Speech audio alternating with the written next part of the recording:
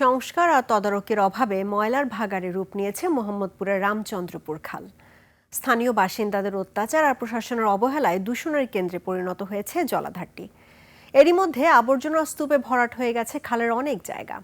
পানির প্রবাহ বাধাগ্রস্ত হওয়ায় জন্ম নিচ্ছে মশা মাছি, ছড়াচ্ছে রোগ ব্যাধি। বিস্তারিত সঞ্জয় অধিকারীর রিপোর্টে। শিয়া বাটার ও ভিটামিন ই সমৃদ্ধ লিলি বিউটি সোপ, তারুণ্যময় উজ্জ্বল ত্বকের জন্য।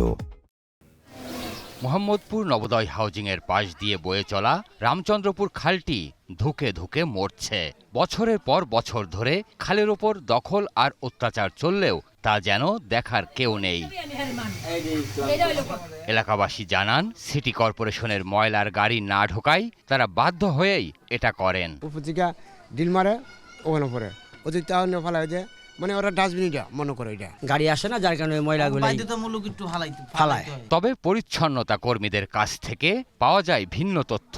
তাদের দাবি, অনেকে ইচ্ছা করেই গাড়িতে ময়লা না দিয়ে পানিতে ফেলে দেয়। তাদেরকে এতবার নিষেধ দিতেছি, তারা কোনো নিষেধই মানতেছে না। বালিশ পালাই দিলে পালাই দেয়, সরকারের কাজ করালে কি লাভ হইব, সব কিছু আবার জাম হইতাছে। এদিকে পচা পানি আর আবর্জনার স্তূপের কারণে এলাকায় সীমাহীন মশার উৎপাত। তৈরি হয়েছে স্বাস্থ্য ঝুঁকিও। আবর্জনার জন্য মশার আতঙ্ক বেশি। এই ময়লা কিনে জন্মা তখন মশা মনোগুণ সৃষ্টি হয়। মশার লাগে তো ঘরে তো থাকাই যায় না। সংস্কার না করায় আবর্জনা জমে ভরাট হয়ে গেছে খালের অনেক জায়গা।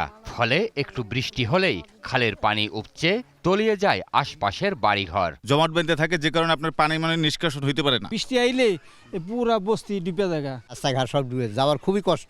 এই পর্যন্ত পানি উঠে পোলা পানি অনেক কষ্ট হয়। কাঠের মাছ ছাই ধরে দিছি, তারপরে আপনার মনে করেন কাঠ ডুবে যায়।